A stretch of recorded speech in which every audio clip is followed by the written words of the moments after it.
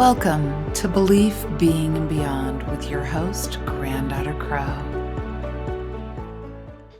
Hi, everybody. Granddaughter Crow here with yet another episode of Belief, Being, and Beyond. And you know, we love bringing great people to great people, going beyond and beyond and beyond.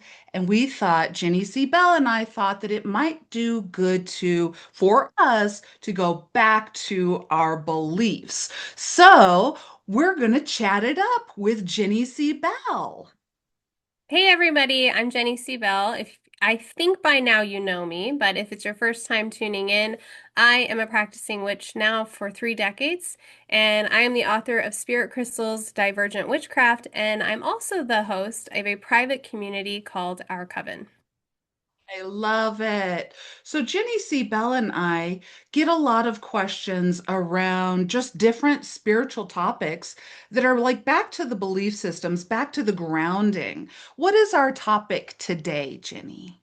Yeah, so a question I get a lot in Our Coven, but also on Witch Talk, is about spiritual protection. People want to know, how do I spiritually protect myself? Why should I spiritually protect myself? And what even does that mean? This is going to be a really good one.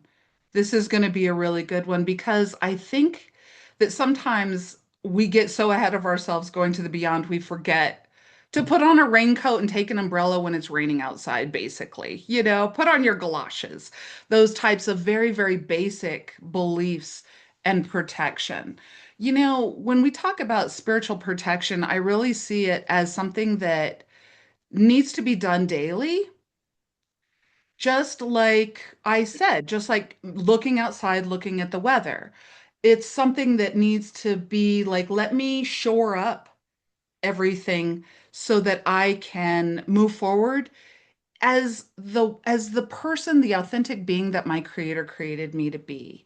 So, where should we hit this from? Because it's such a Well, broad topic. let's talk about why. Oh, Because I feel like with a lot of beginners on this path, or even people who've been on the path for a while, it's like, well, why are we doing this? Like, why do we are we doing spiritual protection? Like, what is our why? Because our why, it might be different from one another, it might be different from someone else's why. Everybody has their own reason. So yeah, so what's your why? Why do you feel daily spiritual protection is essential? well, that's a good question because you know, the first thing that comes to my mind is that as a spiritual practitioner, I am shining my light, and moths are drawn to the light.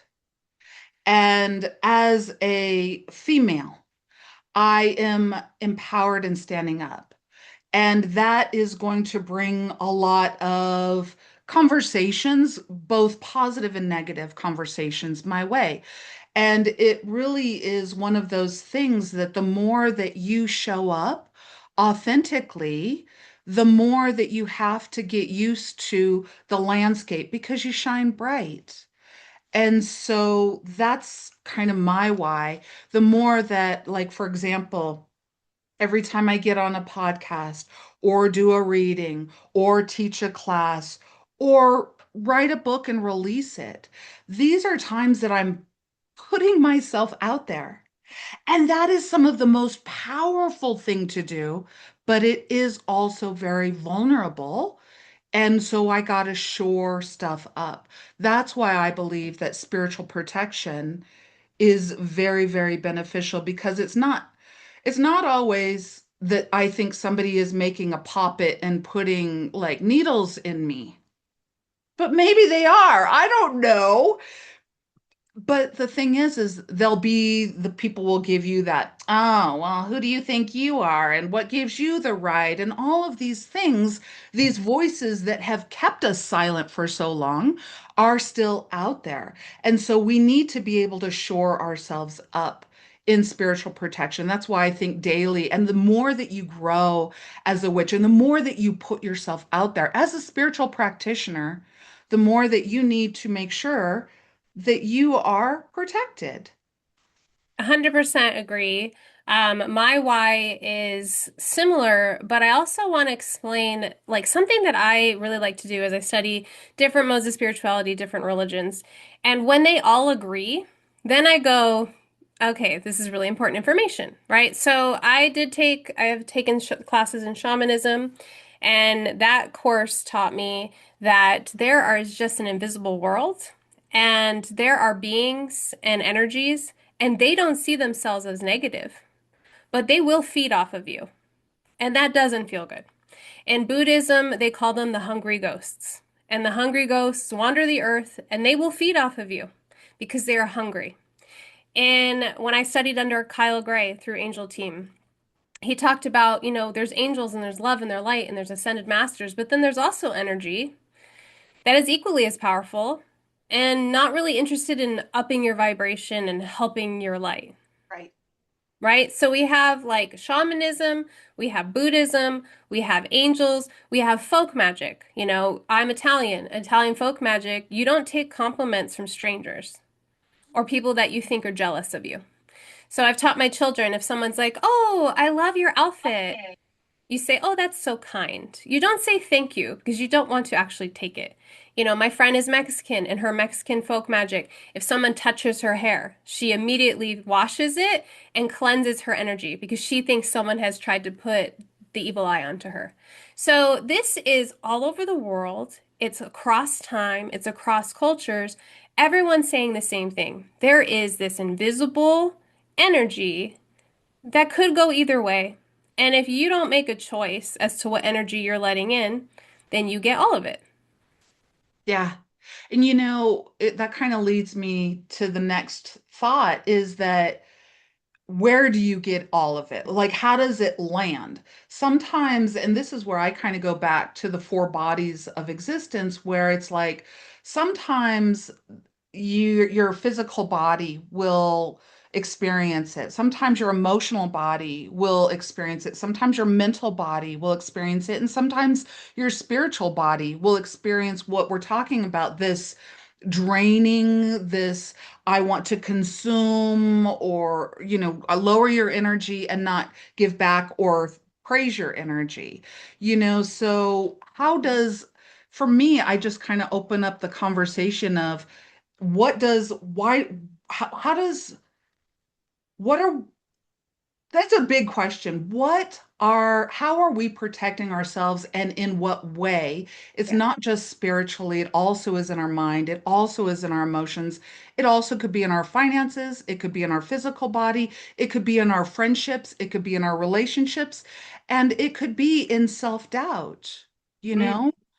And so I've personally experienced all of those me too. where for me, I'm out there and I'll just give a simple one. I'm out there with a book, my newest book, Hochon, which I'll just go ahead and show you guys Show because everybody. It's a I'm so beautiful proud of cover. it. It's I'm so beautiful. proud of this. And it's very honest and very vulnerable, that It book. is extremely honest and extremely vulnerable. If you guys want to see, we do have an interview, about this book. And the first thing that happens is well, not the first thing, but we send out that show, and then all of a sudden I get these, who do you think you are? Show me your papers. Are you really indigenous? Where did you get your shamanic certificate? And I'm like, okay, one, did you guys even watch the video? No. But you can logically reason it out, but still there was an inner child in me that was like, aren't I good enough? Aren't I enough? And so, in that way, the way that I can do spiritual protection is to shore up my own self worth, my own self esteem, surround myself with people who actually believe in me. That's just one example of how these attacks or whatever can harm. What do you think about that, Jenny? Well, I want to talk a little bit more about these attacks because, here's how I separate like inner shadow or inner stuff going on versus something from an outside source or an entity or someone giving me the evil eye or jealousy. People can send psychic daggers, cords. How do I distinguish? I will sit with an uncomfortable emotion, a physical ailment, a spiritual issue, and sit quietly, sometimes draw cards because that really helps, and ask, is this mine? Like, it's that simple. Is this mine? Because a lot of times you'll find out it's not yours. And then when you find out it's not yours, that's when you have to do some work to, relieve yourself of it. But that's so important. I think so many people on the spiritual path identify as an empath, which means that they're picking up what's not theirs often. Yes. And it can be like really confusing. That really surfaced for me as a teenager. And I had horrible depression and anxiety, lots of horrible thoughts and things that later I, as an adult, realized were not actually mine. I Right. thought I was like really struggling with mental health as as a teenager, but I wasn't because it wasn't mine. I was wide open. I was doing a lot of spiritual practice. I was seeing ghosts. I was working on opening my psychic medium abilities. All of these things with really not proper protection, and I was getting everything. And it was depressing. Like it really caused, and I'm not saying that that's everybody's case. Definitely go to therapy, definitely see doctors, like do it all, really. But if you really come down to it and you're like, this isn't mine, that's when the spiritual practice, I think, comes in. I love that. And actually, I have a perfect way, a tool for everybody to do in order to find out. There's many, many ways to find out, is this mine? But I think that that is the first number one question. Is this mine? And if it is, deal with it. But if it's not, then you have other ways to deal with it. So when I use my physical body as a human pendulum. Mm. And so the way that I do this, and you can find your own way to do this, people, listeners, um, I sit where I am straight or I stand with my feet about shoulder width apart, relaxed knees, kind of sitting in my, I guess, root chakra and just kind of being there. And then I say a statement out loud. I'll say something like, oh, today is Friday. And the answer is no, but today is Friday. My body will kind of, for me, my body leans back as though it's resisting that information, like no, distancing itself. And then if I say something like honest, like today is Thursday, I'll feel a pull towards in my body. And so once you can get your yes and no down, well, basically, you can ask your body and your body intellect a lot of things. But when I'm sitting there in the energy and my mind doesn't know because it's afraid, did I do this? Did I do that? Where's the protect, is it mine or not? And my emotions are like, it's always my fault. And what do I do? My body cuts through all of that and is just like, no, this is not yours. Yes, this is yours. And just a key point with that is if it goes yes, no, you got to kind of break it down. Like, what part of this is mine? What part Yeah, of this is not? So that's just kind of a I do love it that. yourself human pendulum. A lot of people, you will feel a yes or no in your body. And the more that you get to know what that yes or no feels like and how to work with it, you're a human pendulum. Use it all over the place, people. Use it And for that whatever you requires want. no tools, No tools. And nothing but you. yeah, you can be at the office or, at the grocery store or wherever and just kind of stand there and go, no, yes, no. And it helps. So that's a perfect first question. Is this energy originating from me? Right. No. No. Now Okay. what? Now Now what? what? So Yes. I have a couple of things if for people that are watching, if you're listening, use your imagination, okay? But first thing I have is the biggest piece of selenite in my house. I have much smaller pieces, but selenite is a cleansing stone, and it is very inexpensive, very inexpensive. And it never needs to be cleansed itself. Sometimes it likes a little moonlight, like if it's looking a little dusty, I'll give it some moonlight because it's connected to the moon. But it's a self-cleansing stone, which means that you can use it to cleanse you, your space, and other things. So a very simple cleansing ritual is to take a selenite wand, not this giant one, but a smaller one, and go around your aura, your chakra, your body. Yeah, you can have a friend do it for you. You can also use sacred smoke to do this. You can, it's kind of up to you, like what's in your house, what's in your toolbox, but cleansing your space. So I have it looks like something else. It's a cinnamon stick. Oh, Um, nice. and I've been using the same cinnamon stick from the grocery store for months to use for cleansing and protection. And Oh, so you don't need to go and get something expensive. You can go to your grocery store and just use this one cinnamon stick. It lights, it smokes, it's enough to I clear the space, clear my energy. And then one other one I don't have it with me because it's actually in the shower. But I get pieces of like big pieces of rock salt or Himalayan salt, or you can have a little bowl. And at the end of my shower, I put it over over my head, in the shower stream, and I ask for my energy to be cleansed because salt is very cleansing, it's very protective.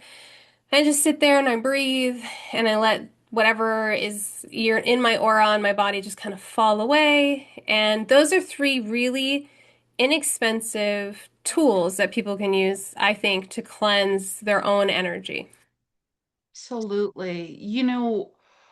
I love that because once you know that it's not yours, the visual that I get is that it is a smoke or something that's trying to come at you, not something originating from you.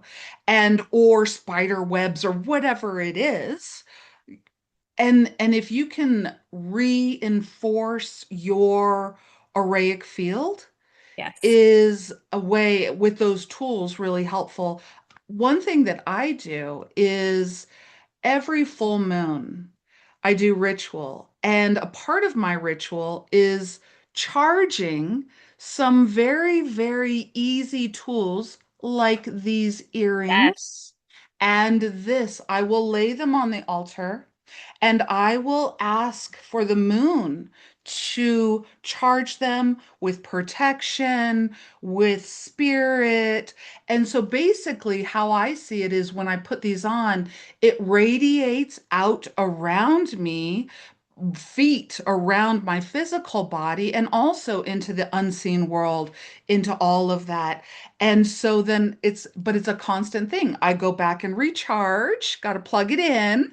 And then when I wear it, right, then I do that. So even in a daily practice, sometimes I'm just like, well, let's take it to the charging station, Yeah. charge it up under the full moon, cleanse it under the new moon or Yeah. whatever, and wear it throughout your day. And I do that all the time. If you've ever seen, my earrings or anything, you're like, why does she always wear the same ones? I'm like, oops, ask the moon. Yeah. No, I love that. So I also have a new book, Divergent Witchcraft, and there's a whole chapter devoted to spiritual protection, and I talk about exactly what you're talking about, which is creating a talisman. That's really what you're saying, right? So Yes. you take something that is a piece of jewelry, a red string. A lot of people just tie a red string around their wrist, something, and then you are imbuing it with a purpose and with energy from somewhere, like the moon. And that's such a really easy thing because you only have to, like cleanse it and reactivate it new moon, full moon, and then you're wearing it every day. It's like so Yes. easy for someone to be able to do, and you don't have to buy anything because you probably already have a piece of jewelry that you wear. Yes. And that's so beautiful because it also allows you to like wear it to the mundane muggle world.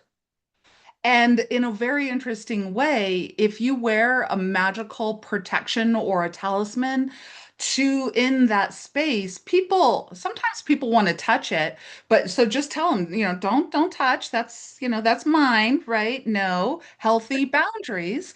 But also there is a sense of I'm empowered, I'm protected, and that energy begins to come through your arraic field. And it shows a strength, you're standing upright and everything in what you do, which kind of brings me to another point I wanted to mention in this because I'm having so much fun and there's so much to talk about. We could When talk for hours. Yeah, I know we could talk for hours. And if you tune in, like, subscribe, share, you'll hear us talk for hours, people. But one thing that I think about with spiritual protection or protection in general is that there is a lot of things that you can do externally, and there's a lot of things that you can do internally. So, what I mean by that is shore yourself up. Make sure that you are acting on your healthy boundaries. Make sure that you give yourself permission to be discerning, and make sure that you have self love, self care, that you're not overextended, because when I am overextended, I get thrown out of balance. Yeah. And when I'm thrown out of balance, I'm not as protected, You're as vulnerable. I'm a little bit more vulnerable. Yeah. And so I like to do a lot of work on who am I? Do I have, my healthy boundaries, self-love, self-care, self-expression? And it just kind of almost ties back to what I was initially saying. I am a light in the world, and Yes. moths are drawn to the light. And so I have to reignite my light and feel empowered with who I am.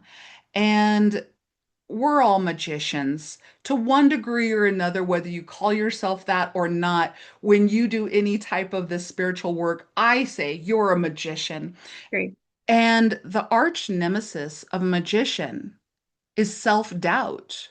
Yes. Yes. And and that is what we also need to protect ourselves against. And if you are feeling like, I'm not saying don't feel vulnerable. I'm not saying that, you should or should not question yourself. I'm saying don't go out there until you shore yourself up and recognize, hey, you know what? I'm worth it. I'm good. Spirit's got me. And when you stand in the world like that, it's almost an automatic protection, plus all these things that we're doing. What do you think about that? I really love that. So what I'm hearing is that part of our spiritual protection is doing the work, right? Like going to therapy if that's available to you or something you're interested in, doing shadow work, writing affirmations, journaling, meditating. It's a lot of the internal because I love that because when we don't tap in to the internal, something can be off in our energy or in our mind, and it'll come out later, but it'll come out probably in a more explosive way, right? So it's like if for people that everyone has been through a situation like this where like suddenly you just blow up at a loved one Right. out of no seemingly out of nowhere. And they're Right. like, whoa, like what's going on? But it's because there was all this stuff going on internally that you didn't deal with. And that happens because life gets busy. But when Right. we have practices like journaling, going to therapy, meditating, sitting with ourselves, all of those kind of quiet activities where we're really working on the inner workings, we become more aware of what's going on, and in that way, less vulnerable to other people attacking us or us taking things personally or us even like overriding our own boundaries, because that's part of spiritual protection too. I absolutely 100% agree. It's taking care of the internal counsel, knowing who you are, so that when somebody tells you something that's not true, or somebody tells somebody else something that's not true, they'll see that your authenticity is there and it won't be questioned. It's actually a Yeah. protection in and of itself, too. Yeah. Do you have any more tools? Because we're about ready to wrap up, and I'm just like, I have so many tools that I'm Me just too. like, what do I you? think so. One thing I always go back to is cleanse and then protect. So we kind of talked about some ways to cleanse your energy. Because what happens is if we don't cleanse our energy before we add protective jewelry or protective circle or protective prayers or layers, we kind of lock in what is already there. And I like to do this protection in the morning. I cleanse and then protect because our sleep, even though I pray to be protected in our sleep, a lot of us wander. Like I'm just gonna be honest with you, and that could be a whole nother episode, but a lot of us travel when we're sleeping. And so you might come back into your body, into the earth, and be like, I feel weird. It's important to cleanse, right? So it can be as simple as like washing your face.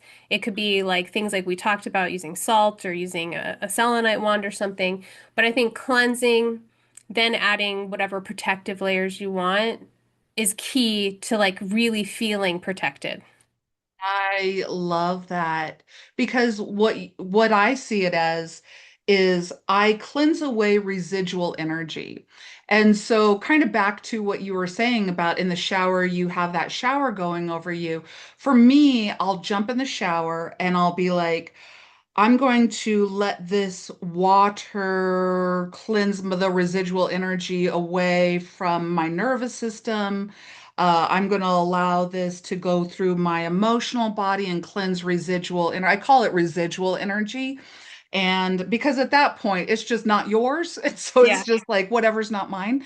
And I do that with my mental body relieving and then my spiritual body. And then what I do to protect, because I think it's a very strong point. I wander, I go outside of my body, I do all of that, Well, especially you channel, you work with clients. I channel all the time. Yeah. And so what I do is at nighttime, and I think this is you probably see a version of this on social media.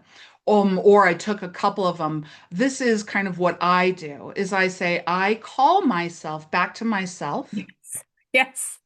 And if there is a memory of me that or a past thing of me that somebody else holds is not tied to me any further.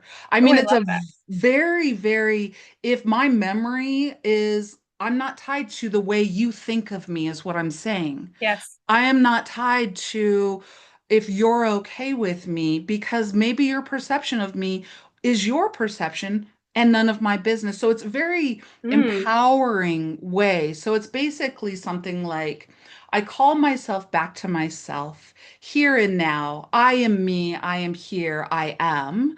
And if there is any residual energies of me or my impression that are out there, I disconnect myself from them. I am I here love this. now.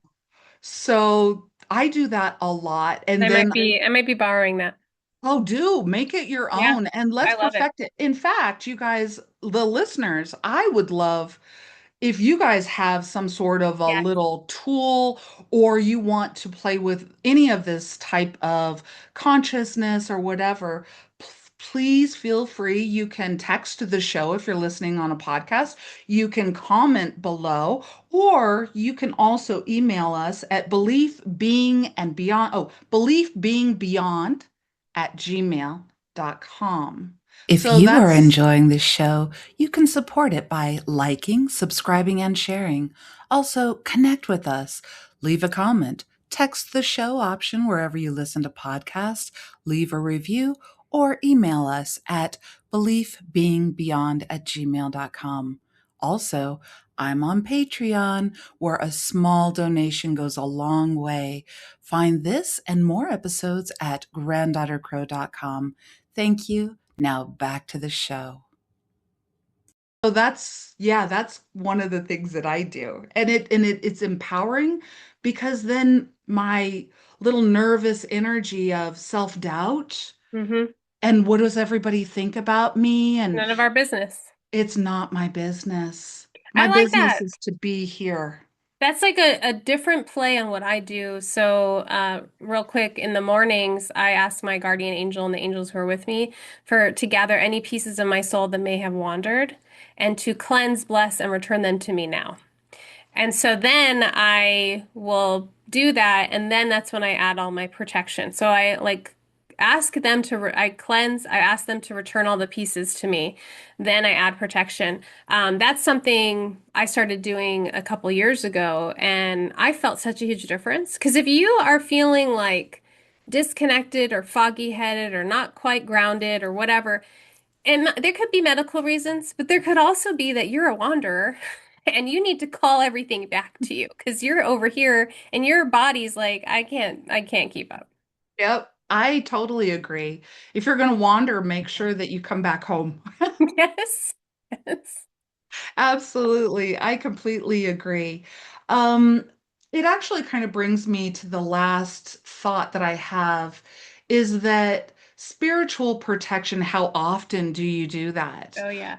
And I mean, there's many, many ways, and I think it's different in everybody's lifestyle. But for me, what I would say is I have things put into place.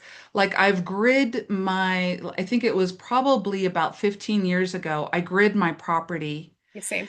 And then as I'm falling asleep, I will visualize myself walking on the around the property and feeling the stones and activating them I again. love that. And then it comes back. And then, like you said, channel, read, psychic, intuitive, empaths, for all of you out there, whether you are doing this as a just in your spiritual practice or professionally. Right. When I was out there, one, two, three, read after read, I literally would protect myself. Every time I went into the office, I would just burn a very beautiful incense around the door, and I would just say, nobody with ill will is allowed to enter. And then at the end, and then I'd light a candle, and then at the end, it would be fine. But then when I would leave one space, spiritual cleanse, protect, and enter another place. Yeah. So every time, that's how often I will do it, is when I leave a situation to re-enter another important situation or go to the grocery store, Mhm. I will I will do that. That's how often I do it. It's basically saying I'm walking into this bubble. Now I'm walking out and I'm cleansing myself. So for me, I can't do it too much. That's what I have to say. What I about agree with you. It's every day for me. It's like the house is warded, the property is gridded, the front door is cleansed and runes are applied every first of the month. The whole house is cleansed and like anything that no longer serves us and any negative emotion is cleansed on the new moon. The full moon, I ask for it to all be protected. The car is protected. I wear the protective jewelry. I say a morning protective prayer with my children. I'm calling on Archangel Michael. And then when things get weird, like when it's like me or a family member has like one too many accidents or luck seems to not be on their side or whatever, I have studied Limpias, which is from Mexican folk magic. And it's interesting is the egg rolling is in Mexican folk magic, Italian folk magic, and Polish folk magic. And I am Polish and Italian. And it's pretty much the same for all of those cultures. And there might be more out there. I think it's like all of like the Slavic cultures. But rolling the egg, it's like it's like you're a new person. We also will use like herbs to cleanse. There's all kinds of different versions. Like you can use water to cleanse, but I reserve that just for when it feels like we talked about. If Yeah. there's something that's not mine, or there's my kids have, had one too many accidents and got hurt one too many times, or, we're feeling like jealousies on us or whatever, then it's like special occasion cleansing. And I'll do that no matter the moon phase, no matter what. It's just like the need is there. We're doing it right now. And then, if you're not comfortable doing those things yourself, it's okay because there's like lots of people that can do those things for you. Just really research before getting involved with someone energetically like that. Make sure you really trust them. But there's so many guides out there. And so I think more likely than not, people are not cursed. I think there's a lot of people that will be like, I think I'm cursed. I think it's very rare that it happens. It does happen. But, that's when we talk about what we talked about. Like, is this mine? And if it's not mine, where did it come from? And all of these things. And you just start asking questions using your body as divination, using a tarot deck as divination, getting to the bottom of it. But those situations I feel are rare. And especially if you're doing daily cleansing, daily protection, they become more rare because things aren't getting in. The last thing I want to share, and it's very simple, very easy, give yourself a secret spiritual magical name that you use in your ritual and with your guides and whoever you work with. And that way, when someone says, I curse Jenny Seabell, well, you can do that all you want because that's not my name that I go by in my spirit. And so Yeah. that curse actually doesn't touch me. And the final thing that I want to say is you will know, you will pick it up once you cleanse. If it is coming, if the energy is originating from the external, which as empaths, highly sensitive people, Do you know that most of the energy that we're experiencing does not originate from self? Right. That's just the way that it is. So if you get a lot of, wow, I'm getting a lot of external energy, it's like, yeah, you're a light. You're a light. That's how Yeah. it goes. But once you are able to release, you just feel like you again. So that's how you know that you are okay. And then take a nap. And Yes. Naps are healing. naps are healing because it recenters. Cat Yeah. naps are great. Well, awesome, Jenny. I love chatting with you about these big topics Me because too. there's so many ways that we can go. I think that we should do this more often. I agree. I agree. Absolutely. So, getting back to beliefs so that we can go beyond with protection. Again, we would really love to hear what you guys have to say. Yes. Also, if you have any ideas about what do I want to hear, Jenny C. Bell and GDC talk about, just email us, beliefbeingbeyond@gmail.com. We read every email. We will respond to you. And who knows, if you want, we might even give you a call out. All So with right. that, thank you so much. And we love you guys. Like, subscribe, share, do all the witchy, wonderful things. Protect yourself because we'll see you on the flippity flip. Thank you for listening to another episode of Belief, Being, and Beyond. Please subscribe and share with whomever would enjoy this podcast. And please leave us a review. We really, really appreciate that. For more about Granddaughter Crow, granddaughtercrow.com. There you can learn about her classes, sessions, and all of her books. And for more about Jenny C. Bell, please visit jennycbell.com, where you can learn about her books, her classes, and Our Coven community. Thank you so much for listening.